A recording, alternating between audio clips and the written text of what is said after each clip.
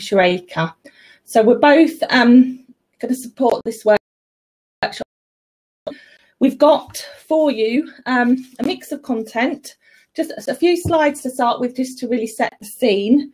We're then going to see a really good video of a case study at Burwell, where Lisa and myself went out to Burwell Parish Council. So we'll use that as a case study. From there onwards, we've got some top tips from some experts. So we drill down a bit further into some assets and the management of those assets. And then at the end, there will be plenty of time for us all to have a question and answer session and to share ideas. I hope you've all had a good morning. I think one of the things to me is about the sharing of ideas. Through doing it this way, we've got a lot of sort of lateral sharing between parish councils and communities, and that's excellent. You can't normally do that when you're in a usual conference. So please don't be shy. Keep on sharing your thoughts and ideas on the chat. We are recording the session because we need to do that for the purposes of the on-demand, because this will be the on-demand, what people will view at a later date. We will mute you all, so you're all muted at the moment. We can see a list of who's here, but we can't. You can't actually speak yourselves. It's a funny feeling talking to yourself on this, but we do know you're there, and we will see you later on in the presentation as we go forward. The other thing is you'll see at the bottom of your screen, and I think people are getting very clever on here. They've already found it. We've got files to download to your event bag. So there's a takeaway of the presentation, and there's also a takeaway of some of the top tips put together so that you can take those back with you and read them at a later date and share them with others. So I'm going to start just by reflecting really on what we mean by community assets, because obviously it's quite a wide term. So what I've done is list down on this slide all the assets. Now, I don't think this is an exhaustive list here. I think there's many more that parish councils and town councils and city councils manage. And, you know, it's a huge, wider range of assets. And this will vary very much depending on what community you live in, the size of that population, and also I think from a historical factor, because sometimes assets are left to the community and often the parish council take on the management of those assets. So there's a wide range, and as councillors, obviously you're responsible for making decisions on how you provide these assets. And often I think those decisions are based on the demands of residents. So who lives there, what kind of community do you have, and actually what residents wish to see and wish to do in their community. There are powers, and you're actually in a fortunate position to have these powers that you have discretion over exercising. So it's giving the permission to do things, but you make that decision locally to what you're going to do. However, obviously, once you've got responsibility for an asset as a council, there is a duty to safeguard that asset and to maintain and manage those assets going forward. There has come, and this was mentioned earlier actually today, I saw people asking what this was in another session.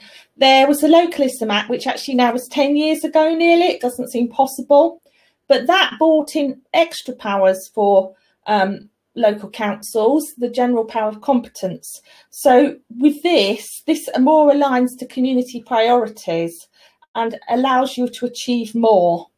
And I think there has been a rise of this through many kind of different assets. It was mentioned that people can support individuals through this, but also many more services that are really related around health and well-being. Perhaps youth work, older people services have come through in those 10 years. So in fact, the role has increased on work that parish councils can do.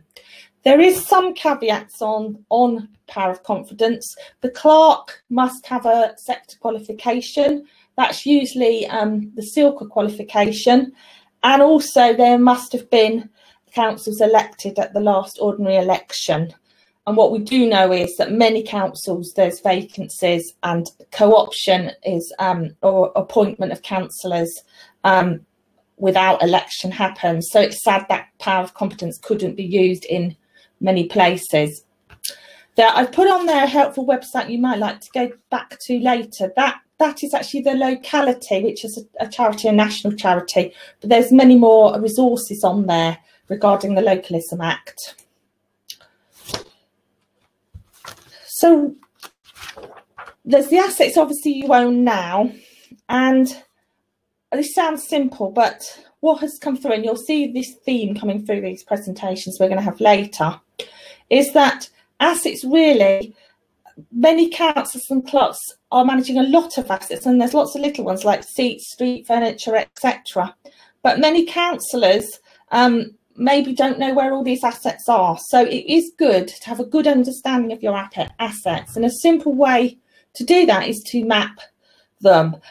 A simple, again, is a piece of paper and a map, and try and get together the clerk and councillors and just look at your parish and then put them on that map. From that, obviously, there's the management of them going forward. So there's looking at how you put them on the fixed asset register, and also if you have an asset management plan. Particularly asset management plan, I think, allows you to maintain the assets to a good quality, inspect them regularly, and also replace them.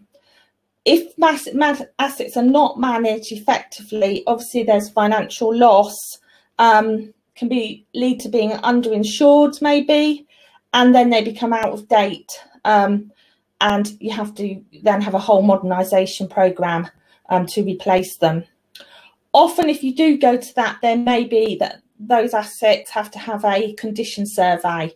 For example, if it was a building, you may need to do a condition survey at that building and look at that in more depth to make your decision to what you're going to do next with it and how you put it on your asset management plan.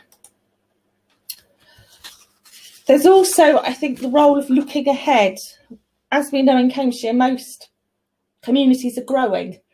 Most require more assets. There's more powers. The power of competence gives you more powers if you can activate that. There's other ways of planning and looking into the future of the community, particularly neighbourhood planning, which gives greater control, helps you look at housing development, size, design and location of that. But not just that, there is within that looking at increasingly the well-being of the community, you know, where green spaces might go, what are the social assets that are needed in the future. One good thing about neighbourhood planning and parish planning is it does involve good community engagement and consultation, and that's vital to find out actually what your community wants. And many of what is there is really led by your community. And again, this theme in the presentations you're going to see coming up really runs through that. The fact that it is about what the community wants, the makeup of your community and the demographic of that community going forward. And involving people can be done in many different ways these days, from the usual annual meetings, notice boards, parish notice boards, people always look at those, surveys about particular issues of what people want to see and do, social media, consulting user groups, very important if it's an asset that's used by that particular group. And again, public involvement in neighbourhood and parish plans is important. Once you've looked at the assets, you've planned ahead, obviously there's the how you're going to go about the work. So obviously everyone's got a full council that oversees the plans and monitoring. However, there's other ways of arranging the work, and there can be committee structures which have to be open to the public, but also working groups where local councillors can provide leadership, but other members of the public and volunteers can be part of those groups to bring their expertise forward. And this seems to be a model that is quite successful, running through again some of the presentations we're going to see. Obviously, the more assets that are taken on and the wider they are in the case of their management, the more resources and staffing you may need to have. And we do know when we've surveyed local councils that clerks are finding it difficult to do what they need to do in the hours they have allocated to them. So it's important to look at that. Look at, do you have enough staff within your staffing to maintain what you have? Do you need more, and how can you order yourself to do that? How can that be brought forward? I mentioned communities and volunteering. From the videos we've seen today, there's a massive amount of expertise that sits in the community. How to engage and how to involve so that they are perhaps involved in individual projects is a really good way of getting people coming forward. There's also obviously service level agreements which you may be taking on with principal authorities, but that can be through to full asset transfer. So where the asset sits and how you manage it is a big area to delve into and to understand before you take on anything new or improve the management of perhaps what you've got. Some are put in charitable trusts, which is a model of governance where, again, you can have other community members on that trust. So I've run through that because I think that's important just to set the scene now for the next film we're going to see. So we've used Burwell as a case study. We've got I think it's a 14-minute film where we've interviewed the clerk and councillors at Burwell. We're going to see that next, and then we're going to move on to that to some other case studies. So Lisa, if you could change the display. This should all be seamless. We'll look at the film.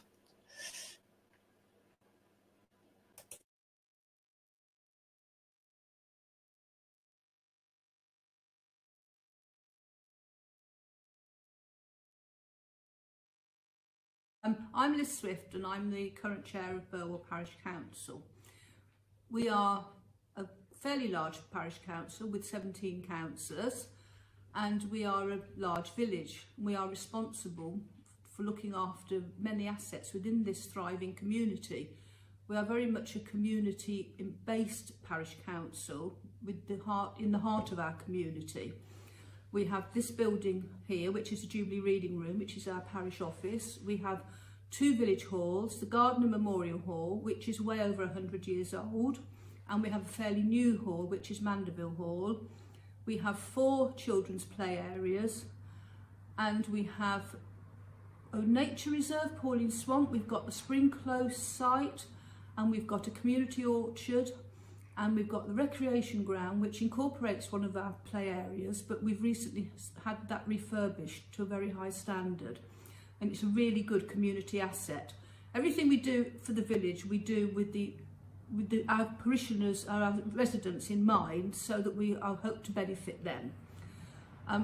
As a chair, I think one of the main achievements I think that we've managed to achieve in the last 4 years is that we had a strategy day in 2016, which was actually facilitated by ACRE, where we reorganised our way of working. So we now have 4 really well run and organised working groups, which then feed into our main council, and we find that it works very well and it enables us to actually do far more for the village. And that's what we're here for. We are here for the residents of Burwell.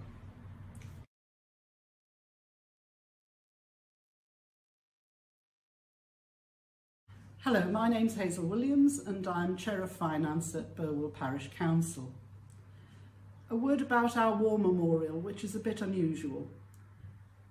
It is attached to a cottage which was built at the same time as the war memorial with the funds from the village, because pre-NHS days they used it for the local nurse to have somewhere to live. It's managed by a charitable trust, although the parish council are of course responsible for making sure it's tidy for Remembrance Day and for the parade, etc. But it's a very interesting place.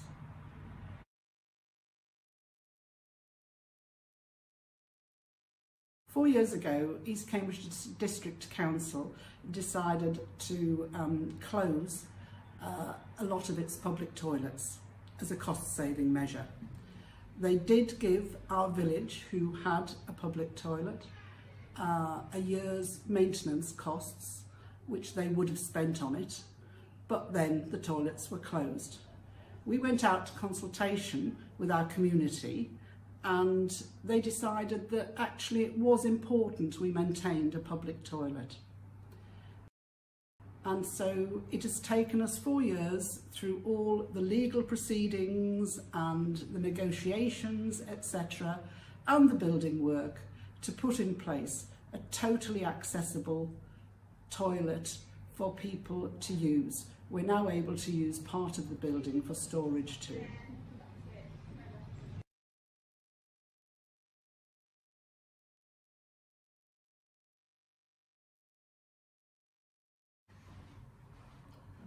As well as being a member of the Parish Council, I also chair Burwell and District Day Centre.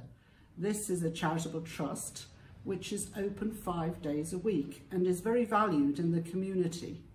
We have our own building, and the group of trustees are made up partly of parish councillors and partly of other community members.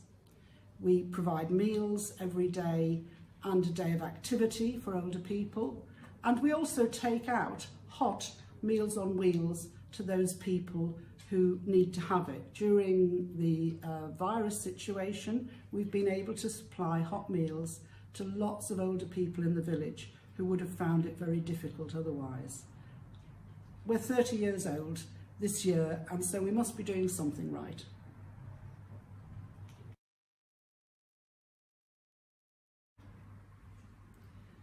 We're about to start a new project based at the Day Centre, which will help older people in their own homes. They will have a phone call every day during the week and will be able to let us know if they're okay or if they need help with small things, things such as reading letters or helping them get a little bit of shopping if they're desperate. It's aimed to be there in the same way as maybe your family used to be there in the past, but are nowadays maybe living too far away to be on the spot all the time. That was due to start earlier this year, but I think that was not possible, so it's going to start as soon as we've got over the worst of the COVID crisis.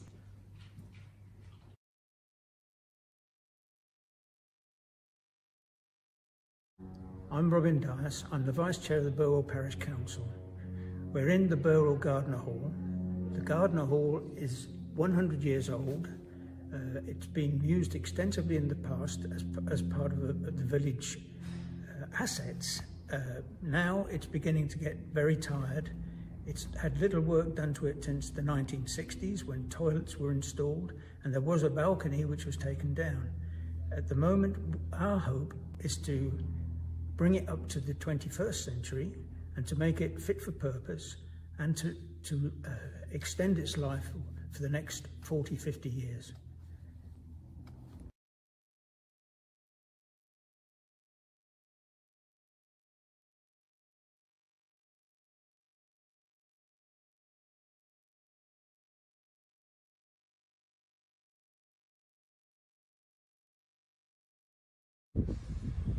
Hello, my name's Yvonne Ricks. I'm Clerk to Burwell Parish Council. We're currently in our allotments. We have around about 80 or 90 allotment plots here, and we have all of our allotment holders come from Burwell.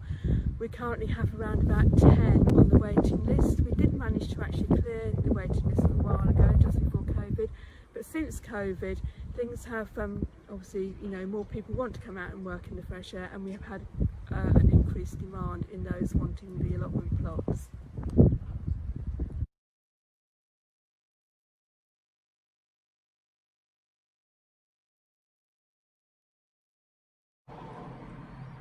We're now at Burwell Cemetery and standing in the entrance to our cemetery chapel, which can be used for small services if people require in the village.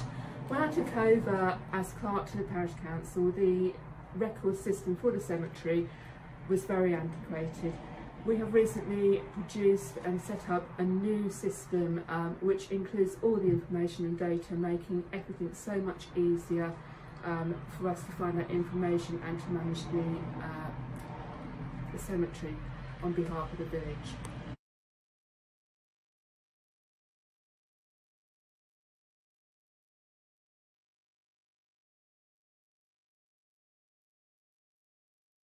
Hi, I'm Mike Swift. I'm a Burwell Parish Councillor, and I'm also Chair of this nature reserve where we are now. The nature reserve really works under the auspices of the Parish Council. There are 6 parish councillors, and also we've brought in expertise. 6 years ago, the whole of this site was virtually not known to many of the people in Burwell, and we decided at that time to turn it into a real nature reserve. And since then, with the help of the Kingfisher Nature Reserve at Wickham, we were luckily given the warden there, who's now a trustee as well, and we set about turning it into a site that could be used not just for visitors but for the whole community of Burwell. We've spent a lot of time changing the philosophy of the place. We no longer let sheep run here. On the advice of Wickham Fen, it's now left to have an annual hay cut, which again promotes the wildflowers. It's divided into 3 parts basically. You've got the woodland around the outside, you've got the swamp area and the stream running through the middle, and at the far end we have a pond which is full of lots of wildlife, tadpoles, you name it. Kids come and dip their nets in there.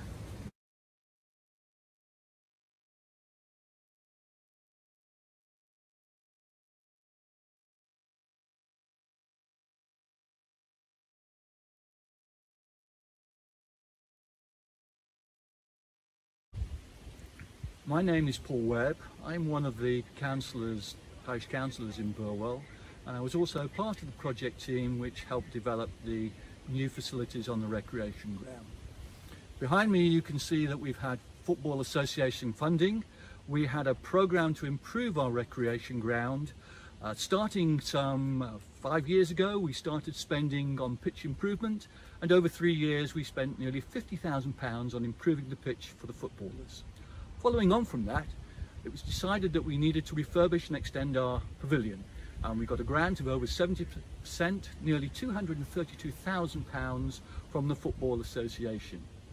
The overall recreation ground project, which was divided into 4 phases, the pavilion being the first one, cost in excess of £675,000 in total, and we managed to raise over £606,000 through grant and community funding efforts. The footballers are raising £5,000 themselves to go towards the project, and the skateboarders for the skate park, the new concrete skate park, raised over £6,000 in addition to that. So altogether we raised over £606,000 for a project costing £675,000 in 4 phases. As you'll see, the second phase was the skate park, the third phase was double tennis courts up to county standard with lighting as well, and finally but not least was the recreation sports facilities, including new outdoor gym equipment, a zip wire, and soon to be installed an outside table tennis table. Altogether, the project has taken over 18 months and will shortly be finished just before the end of this year.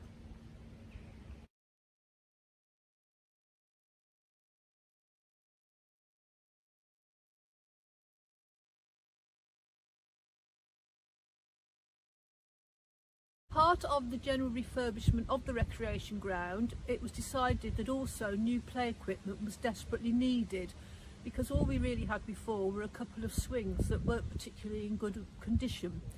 So as you can see, we now have some lovely play equipment. We have some for the younger children and for the older children. We've got the zip wire. I mean, everything is just perfect, and we've had lots and lots of compliments, and during the summer it was extremely well used. And you know, we are just so very pleased with the whole effect. This recreation ground is now used by all ages, by the whole of the residents of Burwell to their benefit, and we're so very pleased with the result.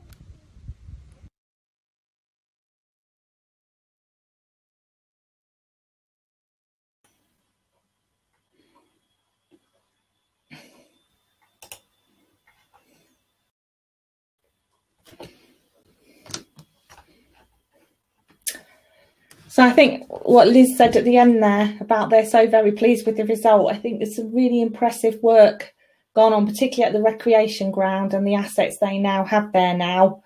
I think they're some of the best I've seen actually in a community in Cambridgeshire in recent years. So extremely well done, Burwell, and thank you for all you did in showing us round and letting us use you as that case study. And I know you've got other projects in the pipeline, and we might hear about those later when we bring you online to you can answer some questions and people can ask you questions about how you've achieved what you've achieved.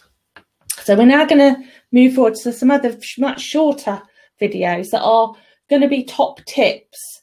And while we've done this is really, we've tried to pick assets that are going to be ones that are in most parishes, small and large. And we've asked the experts to speak about their 5 real top tips of what they would advise you if you asked them for advice on that asset. And we're going to start with Lisa herself, although she's going to be recorded, not live as she is, but she's going to do top tips for when local councils manage council buildings. So we'll start with that one and then we'll move on as we go forward to the other ones.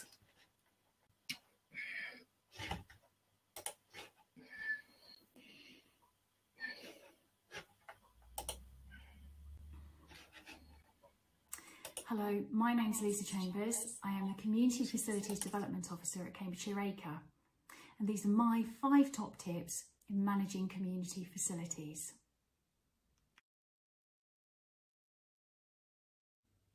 Okay, so my top tip number 1 for local councils is understand your governing structure for your community facility. There's 2 possibilities that it could be that you run the facility as part of your statutory duties, but the other alternative is that the parish council might actually be sole trustees of a charity. And the 2 ways in which you need to run these facilities is quite different. You need to make sure that you understand charity law if you're running it as a sole trustee. And one of the very common issues we have with sole trustees is the fact that councillors find it quite hard to remove themselves from their role as councillor, but then to see themselves as charity trustees for a charity which is in the parish council's name. So I would ask you to seek further guidance if at all you're worried about how you would manage a community facility as a charity. Or indeed, if you wanted further guidance as running it as part of your statutory duties. There are differences in that management, and I would urge all councillors to make sure that you understand what the governance structure is and what your responsibilities are long term.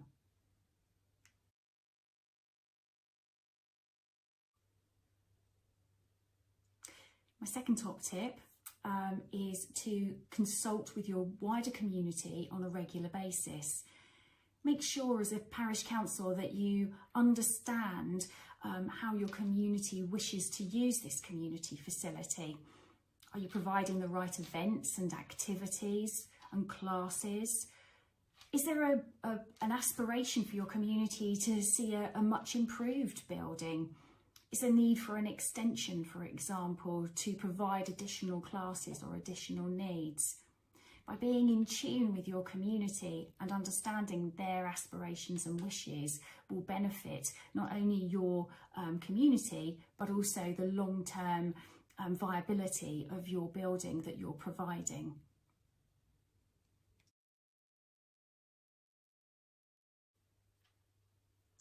My third top tip is to develop a 5-year maintenance plan.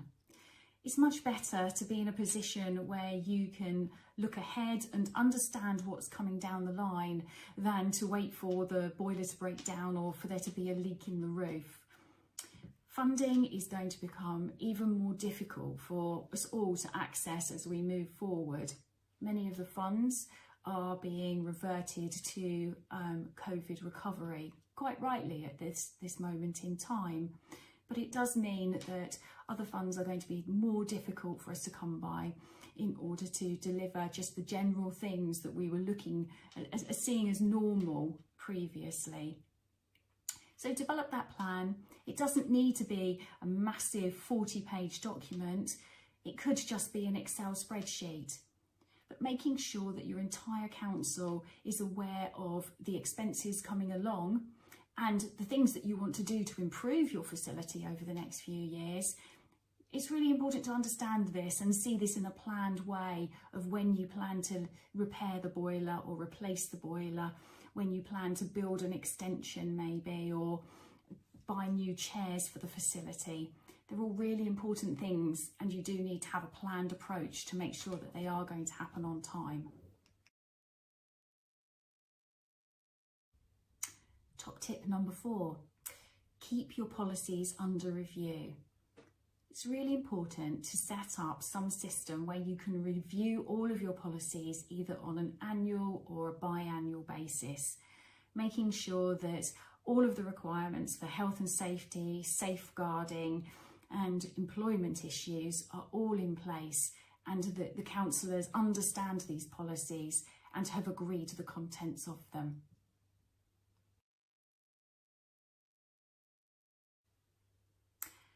Top tip number 5, hiring fees should reflect the running costs of your building.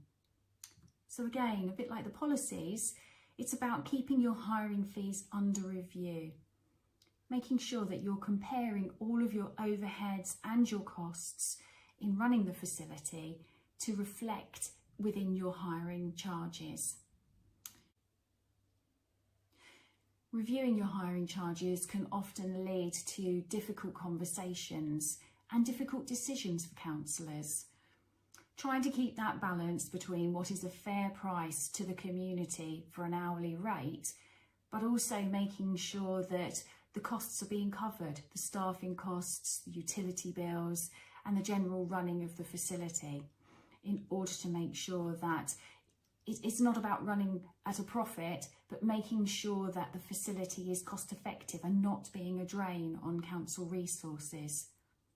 So to have a process in place where you're annually looking at, are you charging the right figure? Does this truly reflect the place that we should be at the moment, is really important. And I would urge parish councillors to really take a look at this and make sure that it is a true reflection of the place that you need to be.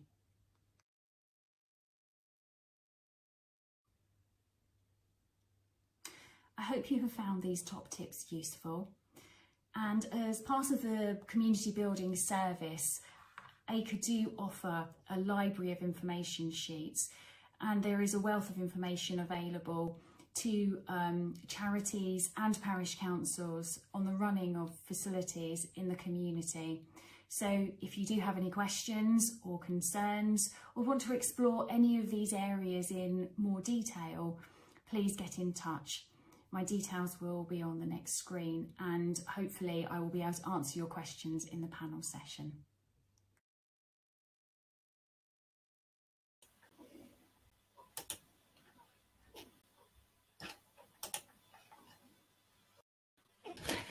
Thank you, Lisa. Some really good tips there. And I know we've dealt with many communities that haven't perhaps looked at their hiring charges properly and then find that they can't maintain their hall. So I think that's a really, last number 5 is a really good tip to end on.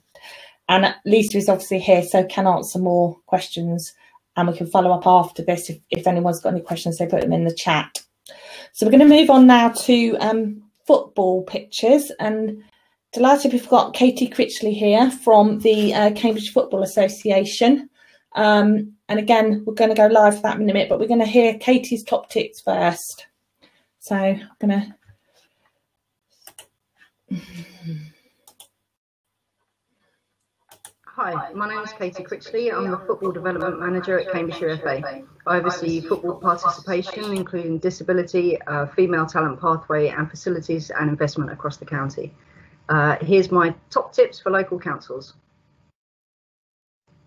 So number 1 top tip, building stronger relationships with user groups to enable maximum project impact. We really have found over the last few years that, that in building those stronger relationships between the parish council and the football groups that are using those facilities, that has enabled agreements to be put in place, funding to be unlocked, and just sort of better relationships in managing those facilities and those community assets between them. Top tip number 2, ensuring there are agreements in place with user groups to unlock potential funding for facilities. So with the Football Foundation, they are our main funding provider, and to unlock the funding through those from the football clubs, those agreements between the football club and the parish council for the facility use does need to be in place.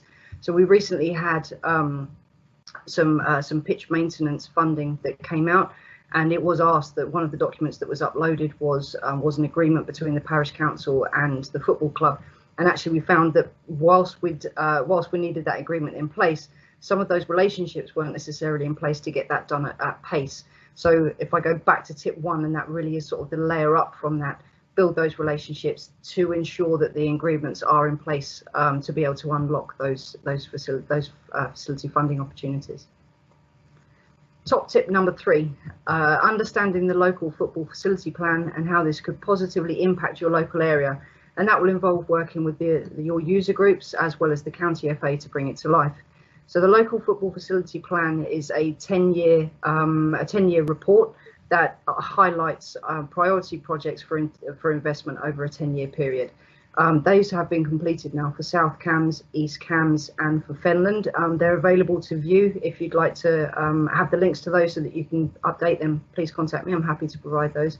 But that really is sort of focusing strategically on where we're going to put these new facilities. They can be 3G pitches, or is that grass pitch improvement? That can be changing facilities, small-sided, lots of sort of recreational opportunities as well. So it really is sort of thinking outside the box. It's not as mainstream as it was previously, and there is a fair amount of flexibility in those plans as well. So whilst they have been written and they are now complete and have been signed off by the FA, they're very much working documents, so they're live. So if there was to be an opportunity for funding to come forward for a new facility project that wasn't currently listed on a local football facility plan, that could very much be amended and added into that report as we move forward.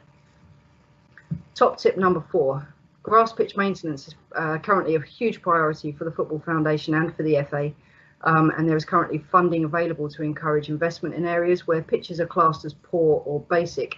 Now, where a pitch is classed as poor or basic, that can be from the playing pitch strategy, or that can be from the Grounds Maintenance Association, where they would have come out and provided the football club with a report on and sort of maintenance advice on how they move forward to upgrade their pitches. There is a lot of funding around at the moment for this grass pitch maintenance. Again, if we go back to the top of the tips, building those strong relationships, make sure the agreements are in place, understand the local football facility plan, and then unlock that funding for those grass pitch maintenance projects.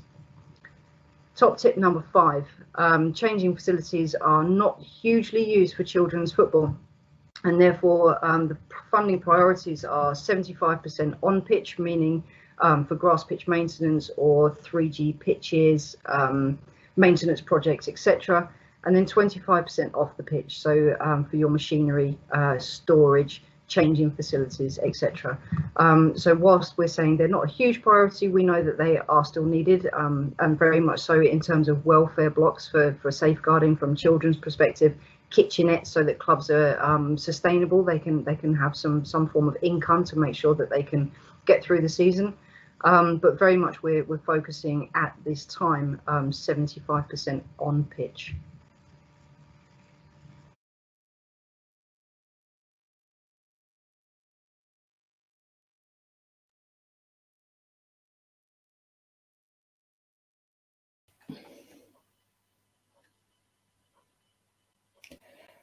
So thank you, Katie. There's some really good points there we can pick up when we move forward later, and I'm sure people will want to ask you some questions about what you've said. So we're going to move to a completely different subject now, cemeteries, and we've got the 5 top tips for cemeteries, which Matthew Crawley is going to introduce to us.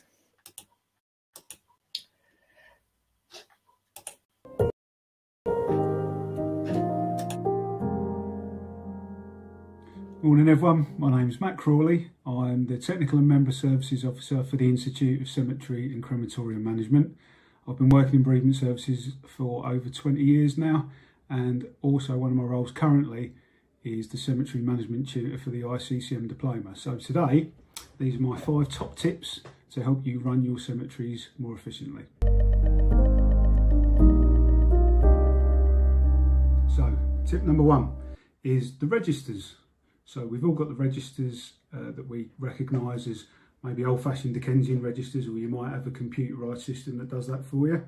The main thing is that we statutorily need to keep those. So we need to keep them, we need to keep them up to date.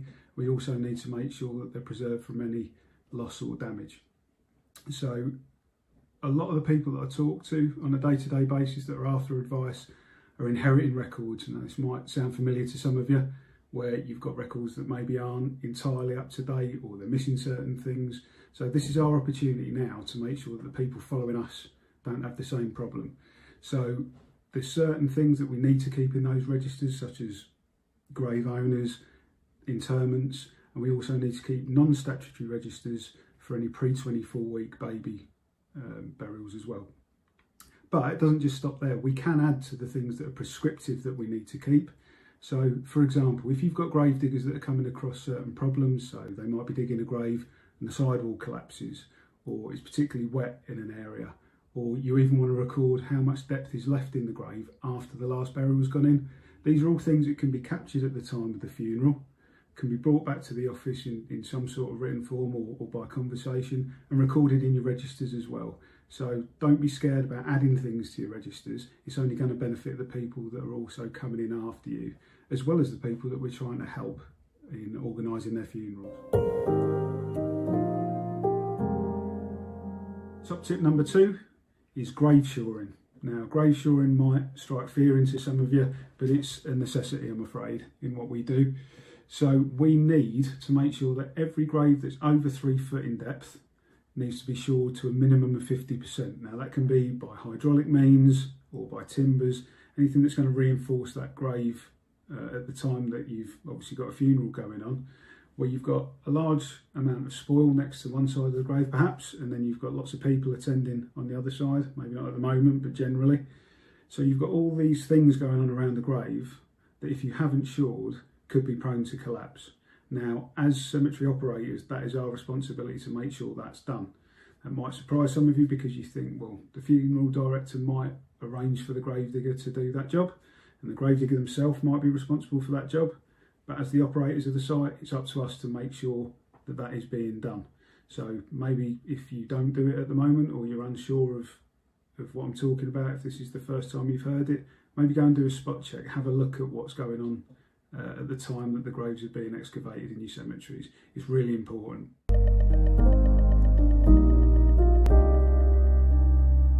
Tip number 3 is about grave rights, and specifically how you mechanise the transfer of a grave from someone that may have just died to someone that now has the next lawful right. So something that I see from time to time is that people are using indemnity forms to allow a nominated person to allow a burial or a erection of a memorial perhaps.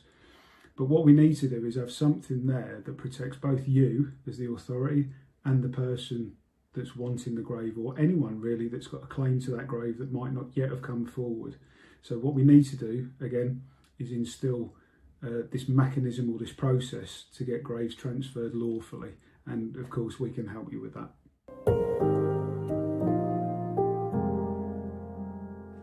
Tip number 4 is memorial safety. So as cemetery operators, again, we have this obligation to make sure that our cemeteries are safe for visitors, people attending for burials, passers-by, anyone. So part and parcel of this, and you may have seen some of the horror stories in the past where there's been quite fatal consequences of memorials falling on people due to them becoming unstable and never having really been addressed. So what we need to do is make sure that we've got a 5-year rolling programme of inspections on every memorial within our cemetery. And it's not something you have to do all in one go. So again, it can be quite over-facing, thinking, I've never done it before and now we've got to do everything. Well, again, we can help you try and put some sort of process in place where you would aim to pick these areas off one by one. But yeah, again, we've got an obligation to look at the memorials within our cemetery, and it doesn't need to be as scary as it might first sound. Finally, tip number 5, which is about engaging with our stakeholders. I'm reluctant to use that phrase, but it is what it is. Everyone that comes into contact with our services, whether it be bereaved people, whether it be funeral directors, masons, clergy, anyone, are we doing everything that we can to address the needs of those people? So now more than ever, we could be the people that are the first point of contact with the bereaved. Traditionally, it's the funeral director that arranges everything, but particularly for burials of ashes, things like that, you know, what do we offer? Do we do the job, or do we go a little bit extra? Do we offer something said at the graveside, bearing in mind that, again, particularly for burials of ashes, the service that they would have traditionally had at the crematorium may not have been as they were expecting.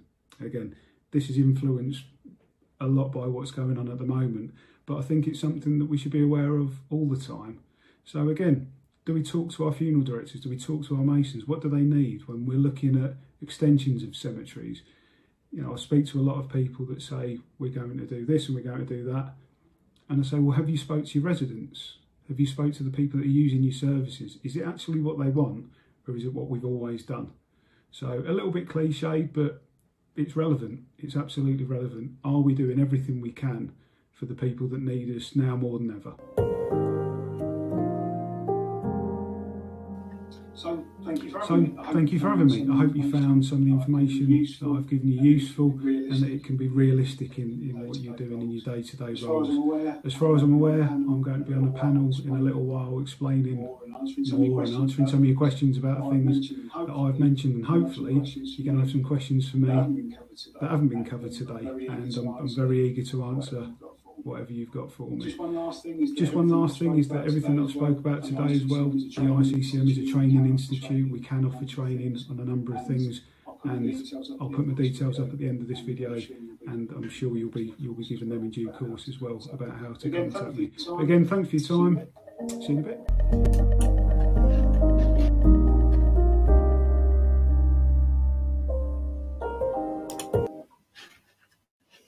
So thank you, Matthew. I think that's probably a role of clerks and councillors that's quite overlooked by the community, and it's such an important role, and dealing with bereaved as well is not easy. So thank you for that, and I'm sure you'll get many questions later. So we're going to move to another area now, which is allotments.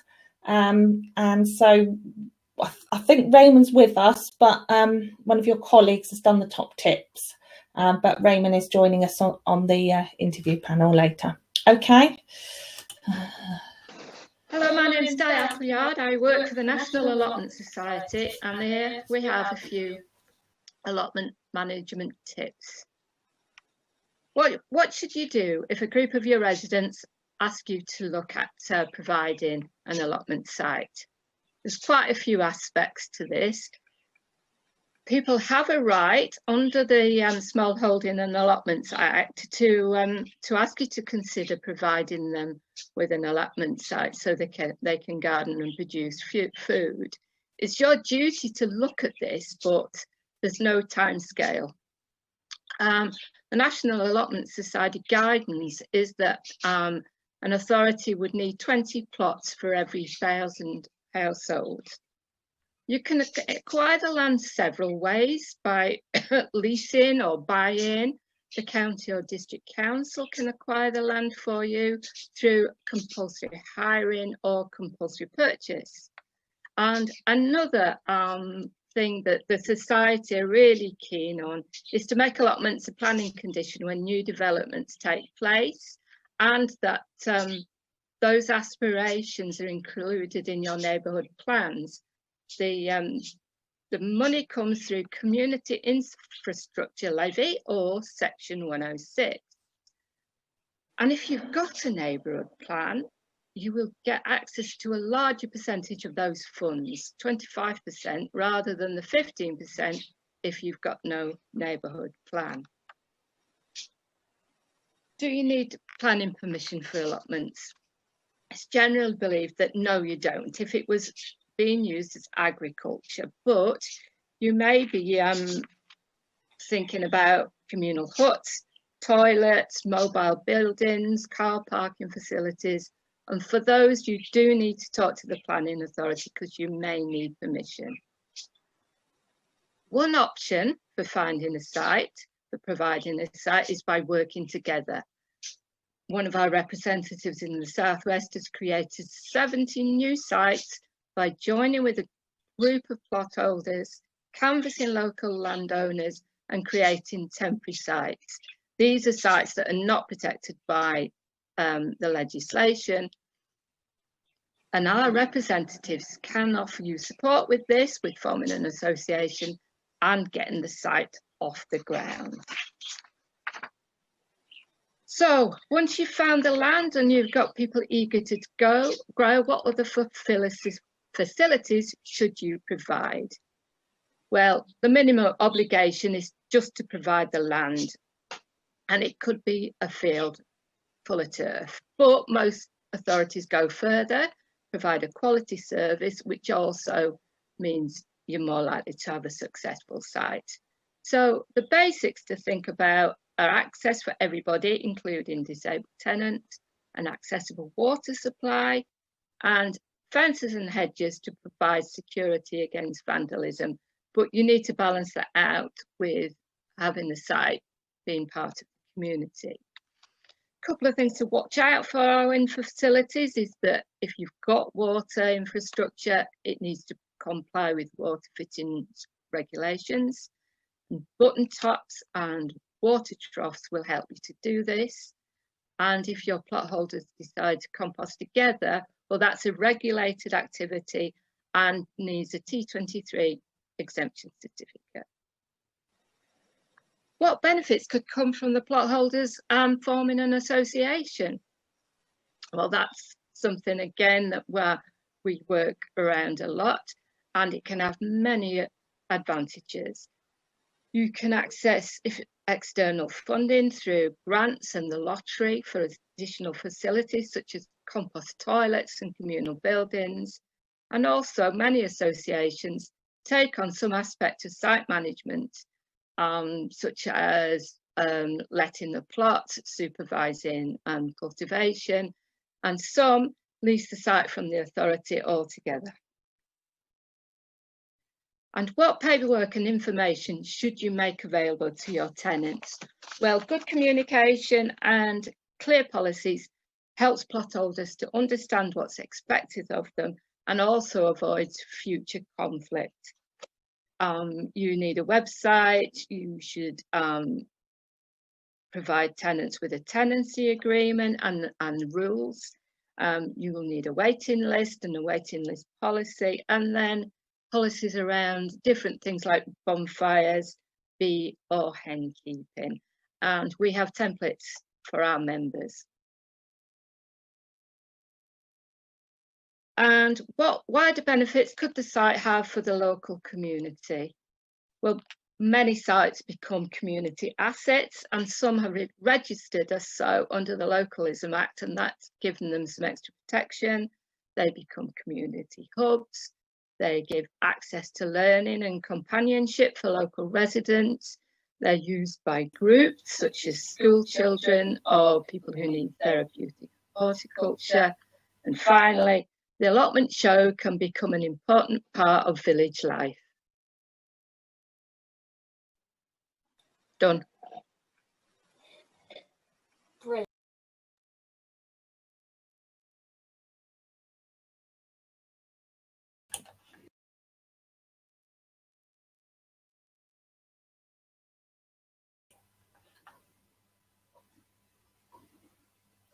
So I was having trouble coming back on there. So I thank Di for those tips. I think allotments have become a lot more popular in lockdown, and there's quite a few waiting lists. So maybe after we might be able to talk about how we manage that demand. Okay, moving forward now to war memorials, and that's the last one, and then we'll change to take the questions.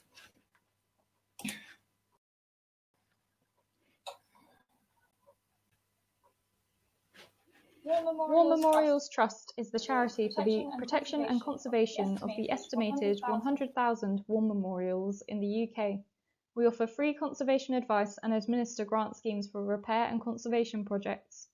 There is no legal definition of a war memorial, and there are few rules and regulations beyond regular planning constraints governing their management. In this presentation, I will highlight 5 top tips to help those managing war memorials. Those top 5 tips can be summarised as follows. Know, record, monitor and maintain your war memorial whilst involving the local community.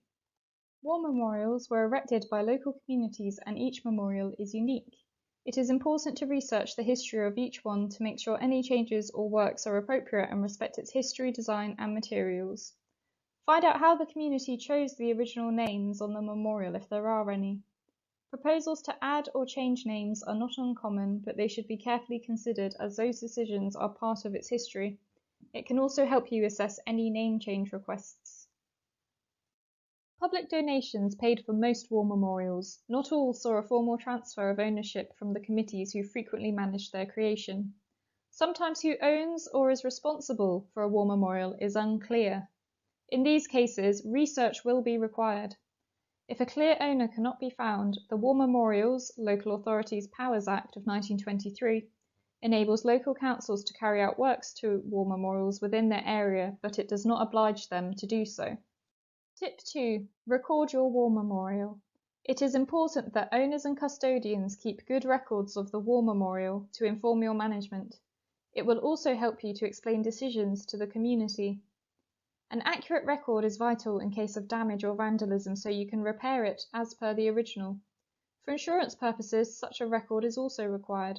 The Trust recommends that communities insure their war memorials and that the insurance is based on a complete like-for-like replacement, so you may need a professional, such as a stonemason, to provide a quote for this. Make sure to keep good quality photographs of any inscriptions in case they need to be reinstated. War Memorials Online records the condition of war memorials across the country. Is your war memorial recorded? Pins show condition levels, enabling the Trust to celebrate those well cared for and target resources at those in need. If you take nothing else from this presentation, please check if your war memorial is included and add or update it if needed. Monitoring condition is vital to ensure your war memorial is in the best possible condition. For external war memorials, the Trust would recommend a visit in the spring to check for any winter damage. If you spot any cracks, photograph them alongside a ruler so you can monitor them in future visits to see if they are worsening or stable. A second visit at the start of autumn can pick up any concerns prior to Remembrance Sunday. If there are any issues, then additional visits can be made to monitor areas of concern. Regular maintenance works will keep your war memorial in the best possible condition and minimise costs of larger repair projects. War Memorials Trust has lots of advice about caring for war memorials alongside information from Historic England, our national heritage body. However, if your war memorial does develop problems and needs more work, War Memorials Trusts can assist. We have a number of free help sheets on our website which provide advice on common issues for war memorials such as cleaning. War Memorials Trust's advice is based on best conservation practice. This minimises the risk of potential damage through works.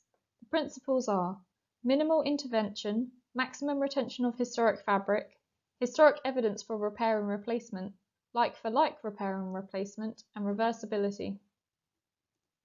We can also provide advice on finding suitable contractors. In addition to other community funding sources available, War Memorials Trust administers a number of grant schemes and nearly all war memorials are eligible. Swavesey is one case we have helped. Just £480 helped reinstate this damaged war memorial. The website has further examples. Tip 5. Involve the community. War memorials were paid for by communities and remain important to those same communities. Making sure people are engaged with the war memorial and involved can really help ensure it is well looked after. The Trust has a couple of key community projects that can help, and we have resources on our educational website to help young people engage with memorials. And if there are metal elements on your war memorial, you may be interested in Memoriam 2014, which is a partnership between War Memorials Trust and the Smart Water Foundation, which offers free smart water to deter metal theft. That concludes my top 5 tips for war memorials, but as each memorial and its condition is unique, please do not hesitate to get in touch with the Trust if there are any issues with a war memorial in your community. Thank you for listening.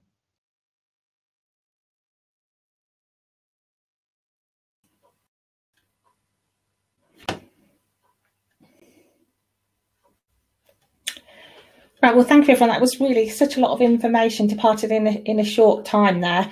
Just to remind people, I think some people might have come in late, there is at the bottom of the page, there's a files download, and the top tips are in one document there if you want to take them away and read them through again. Because there's definitely things that I learned, and it was across such a wide amount of different assets and the way they're managed. Right, what we're going to do now, we have had some questions in the chat, and I'm sure there might be more as we go along. We're going to bring the presenters plus some representatives from Burwell onto the camera. Just bear with us while we sort the technology. I think Lisa's started to do that now, moving people up to participants so we can see them. We need to probably get everybody's there, Kirsten. They just need to turn their cameras on if they want to be. Yeah, so if the people now in the presenter box can turn their cameras on, we should be able to see you, and I'll try and get you onto the screen. I can see Matt's arrived. Let's just get it. Just trying to. I'll get rid of all these presentations because I think that might.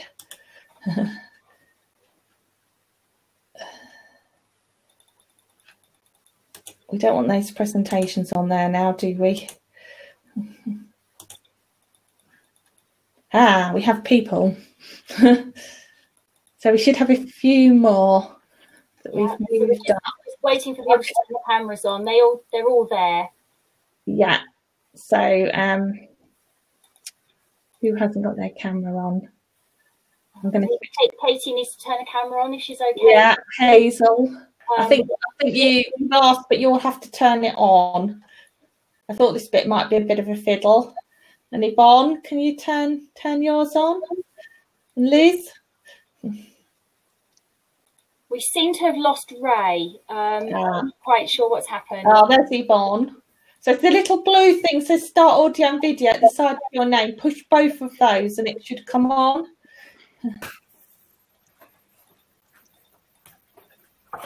Considering we're all new to this, I think the whole day's gone extremely well.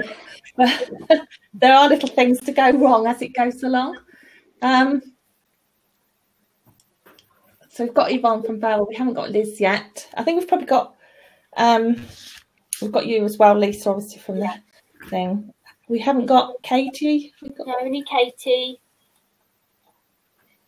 And as I said, I've lost Ray. Ray was here earlier, but he seems to have disappeared. So I don't know if he's lost his connection or something. There's Katie. It's a challenge to Liz. Yeah. I am clicking on the little thing where the question mark's coming up, so I think they have to agree.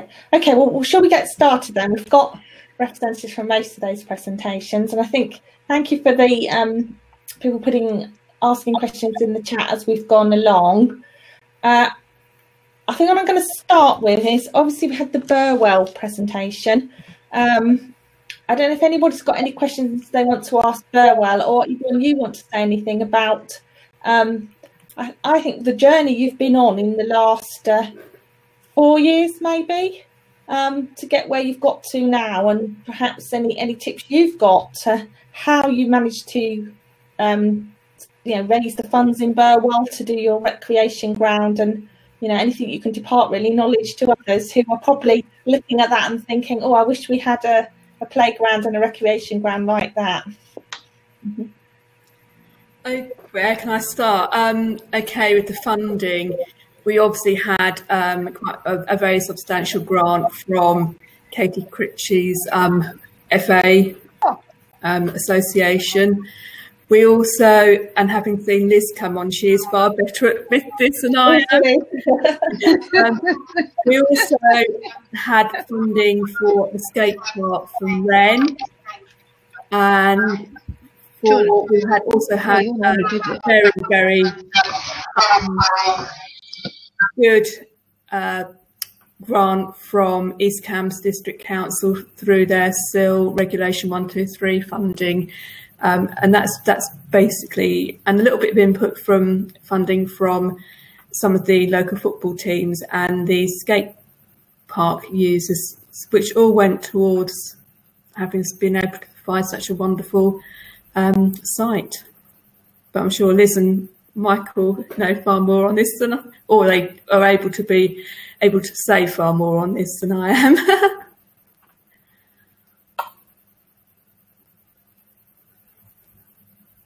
You seem to have lost.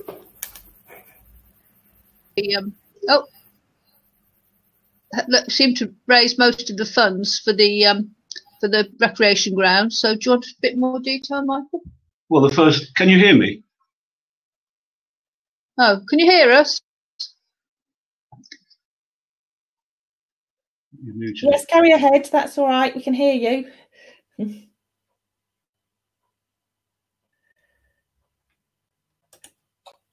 Carry on. We started off in a small way, and it was to do with the football pitches, and then the pavilion, and from there it grew into something a little bit bigger. The field basically was unused when we took it 4 or 5 years ago. The important thing was actually to set up a fundraising committee, and we went to the FA, we went to Amy, it was a lot of hard work. I mean, we took, I don't know how many of you have filled in these forms. Hours. It was hours and hours, and then of course you go from one stage and then the next stage. But gradually, we were fortunate. We had a little committee of about 4 or 5 people, and then it grew into the skateboard park, then the tennis courts, then it was the trim track and the adventure playground. But in the end, I think it was, you only have to go down there in the evening or weekends to see how it's used by all the people in the village. It's been a very, very, very, very good thing for the village. Absolutely. So we have a question from Alan Mars. He says, do Burwell own the recreation ground, or are you renting it? That's the land. We own it. No, we own it. We own it. No, it is actually a field in. Before we set about any of this, we secured it for the future by making it a field in trust, and but it's our land.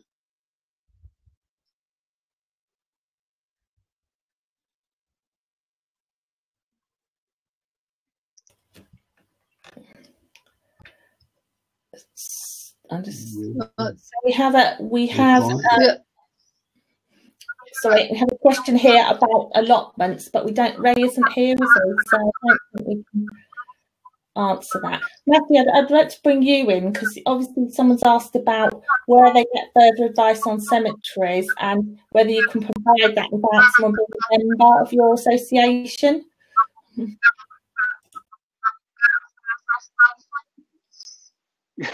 Can you hear me? Can you hear me all right? Yeah. Yeah, I'm keen for this not to be a sales pitch though. But I said in the comments that I'm yet to turn anyone away because I've been in the same position. So as par for the course of running cemeteries, it seems very reactive. So I'm yet to find many people that ring and say, I think I've got a problem coming up in 6 months. Can you give us a lift with it? It seems to be I've got a problem with a burial right this second. Can you help? So yeah, we can help with, like, my main role as an ex-cemetery manager and crematorium manager and all the rest of it is to provide technical guidance across the whole swathe of it. So from funeral directing all the way through to final disposal of the person. But that's a thin end of the wedge. So consultancies, training courses, we do a diploma, everything's accredited. So there's plenty of benefits to being a member. But again, I'd never turn anyone away. The first time you ring, I'll have a chat with you. Second time, same again. Third time, I might say, have you considered? So I think I'm part of maybe 4 or 5 different organisations. I think my fees are about £400 or £500 a year, and ours is about 95, I think it is. So for that peace of mind, and the last thing as well, I didn't really mention it in my video, but there's a thing called the local authority cemeteries order that people seem to be very vague about. There's not a lot of education about that. So it's having someone at the end of the phone to dismantle that for you and be able to give you advice quick. I think that's about everything. Does that sound all right? I'm aware I've got a voice fit for the job as well. I'm aware it's quite monotone, but you've done well. You Yeah, I think it is an area where probably people don't know the questions until they tackle it in their own community and come across a situation where they need the help. Is that right? It's not something you sort of think about as it goes along. Yeah, but I mean, historically, that's always been the problem. I've been at this 25 years, and I'm quite black and white. I don't see the point in drawing out other people's grief by us not knowing what we're doing, if that makes sense. So particularly at the moment, if I consider, I live in Merseyside now. I'm originally from Suffolk. We're in tier 3. I think I've lost about 8 people to COVID already this year. And being able to try and help authorities still provide some sort of services close to normal as you're going to get at the moment is what it's all about. So if we're doing that right, I don't think people can expect much more at the moment. Yeah. It's having that emotional intelligence to know what people are wanting. I think I mentioned it's a while ago. You might notice by my haircut. A while ago I did that video, but I was saying all the way through it, what do your residents want? It's pointless putting things, you know, extensions and all the rest of it are all very well and good. But if you're going to consecrate all of it or do something that is exclusive to one part of your community, what about everyone else? Okay, I'd like to bring in now Katie, who's come back. So we have got quite a lot of questions about tips really for football, Katie, and how people go about, I think right from the beginning, finding new land, establishing a new club almost, or finding residents to establish that club, and how they go about that. So I don't know if there's any more you can add, Katie, from your presentation and what you've done on the chat with the answers.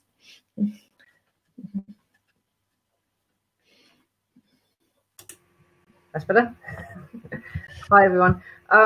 Yeah, so in that example where it's a fresh piece of land and they're looking then to create a football pitch or put a 3G pitch in place, it really is then understanding that local football facility plan. So where they've been written, we've consulted with the local community, with the local user groups, with the local football clubs, the parish councils, everybody involved in it was involved in those right from the offset. So if a site doesn't appear on that local football facility plan, it does need to come in. We need to go through the inspection phase, make sure that we that the outcomes are going to be delivered from that project as well. So in terms of funding and putting 3G pitches down, that has kind of already been mapped in the bigger picture in the local football facility plan. In terms of turning land into grass pitches, that's different. So they're two sort of separate things. And whilst funding is available for both, they do come from separate pots and they're completely different application processes. So in terms of that, it very much is, it's get in touch, because every project is different. It's all individual circumstances. What the project outcomes will always be different in terms of how many teams are going to be using that. Is it inclusive? Is it diverse? All of those, and you know, as you know, around the county, that can be very different from area to area. So really is sort of get in touch with your aspirations, and then we can work through that project with you.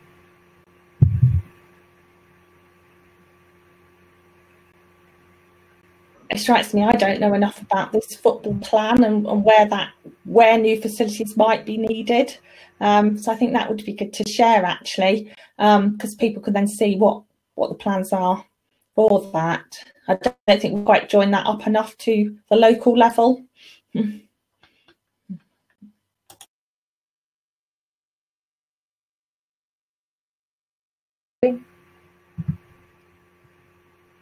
You're on mute, sorry.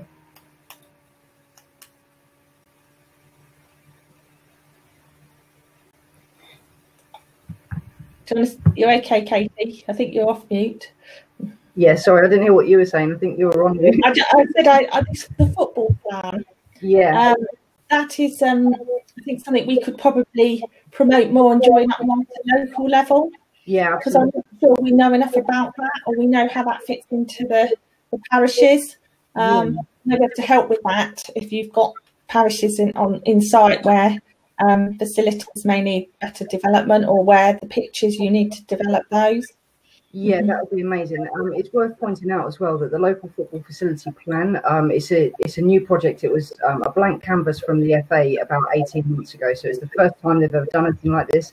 And every parish council in in England now has a local football facility plan. Like I say, they've never done it before, but it was very strategic in the way that that planning went around for that 10-year investment plan. So it really would be good to kind of, yeah, make sure that parish councils know that it's there and then how to access the funding on the back of it. So if I take that away, I'll contact you and try and get the plan, and then we can work out how we communicate that down to parish councils. Yeah, that would be really good. Yeah, great, thank you. So I'm going to invite now from the Memorials Trust, because I found your top tips quite fascinating and realised I didn't really know so much about war memorials, although there are some things, particularly this time of year, that are in every community. And particularly that mapping where people put their war memorial condition on it. I just wondered, Fiona, how many parishes in Cambridgeshire have done that, and how, again, we could perhaps help more, all of us, to get your message out for that and get more on the map. Yes, so I don't have the exact numbers for Cambridgeshire, but there are an estimated 100,000 memorials in the UK, and we currently have 53,000 recorded. So there's a good chance that we'll have it, but there's also quite a good chance that yours may be missing. There are usually several memorials within a single church. So yes, anything to improve our records and to help parish councils keep a record of the condition. So again, I think we can probably pass it on to everybody, and they can, people might be interested in doing that. Do you have any other points you want to make, Leanne, about your presentation and some of your top tips? Not necessarily to do with my presentation, but obviously Remembrance Day is coming up soon, and there's new national guidance for services, so I will pop that in the chat. That'd be excellent, yeah. I think we're all just going to get how that this year, which we can help you get that message out and support communities. Okay, I'm just going through and see if we've got any more questions. I don't want to miss any. Got a lot of questions about compulsory purchase and ownership of land. I think we might need to take that offline, because I should imagine that'll it'll be something to do with a piece of land that's quite bespoke to that piece of land. Kirsten, Simon's been doing some responses for us there for Fields in Trust, so I think he has actually covered it for us. But yeah, thanks, Simon. If there's anything I can pick up on it with them afterwards? Yeah, we can follow up if it's specific. And thanks for there's the thing on the Memorial Sunday. Does anyone have any other questions or points they want to make? I say one of the points that came through from the Burwell thing, I think, was about the how you organised yourself into your groups. I know you have lots of councillors, and many parishes don't have so many, but how you got councillors working with the community and how you got user groups involved. I think any top tips or things you can depart on that would be really useful to others, because it's always difficult to get other people involved.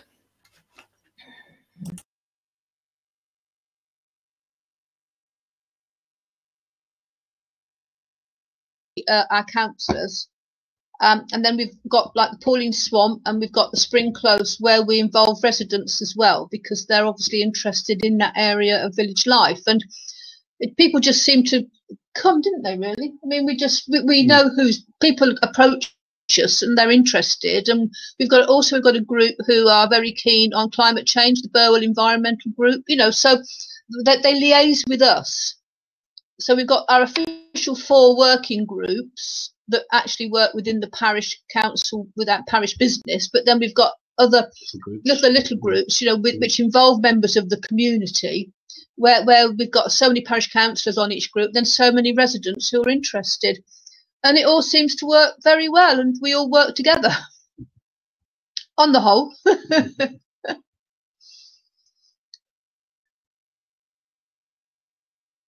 Well,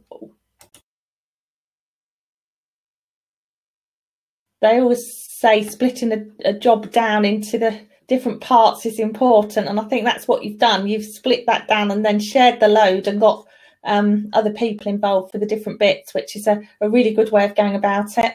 And I think particularly if you're in a small parish and you've only got, say, 5 councillors, you have to split that down and appeal to other people to help, but also use people's expertise in that council to achieve that. We don't have any more questions on the chat. Before I finish, I just wondered if there's anything else anyone on screen would like to say that we haven't covered. Some have gone.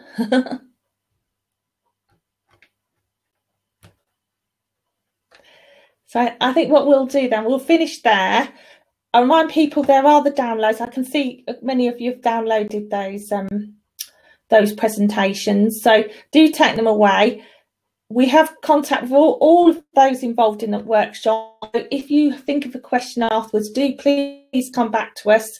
A lot of these are specific and bespoke to the places, so it's easier to answer some when we find out exactly where they are and what they are and how they are, because that's probably the best way to work. And we can definitely get in touch with all our fantastic experts that have come and given us their top tips today to get them to support as well. And if anyone has any community building, we haven't had any questions for Lisa, but if we have any community building, we can answer that as well as ACRE. So I think we've got access to plenty of advice and support for communities through all of us that have been here today. I hope you've enjoyed the day. It has been a very different experience for everyone. I've been really amazed at how interactive it's been online and how we've all managed with all this messaging. And what has been fantastic is that actually you've all been able to message each other as well on the chat, so people can help each other laterally across the workshop, which I think has been really good in all of the workshops. There's been a lot of content, and I'm sure people on Friday afternoon are getting a bit overtaken by it all and need to just take a while and reflect on that. So unless we have any more questions, I'm going to finish there. So we're not going offline of the conference. So if anybody wishes to go to the booths, I know that again there's fantastic support in those booths that you can go and gain. So do visit them. Perhaps for the last half an hour if you feel you have time, because some of those will be really useful, and we'll follow up on some of this information. So I thank you again, and hope to see you all soon. I do wish today when we can actually meet in person again, but this has been a good second best of that, I think, today. So thank you very much.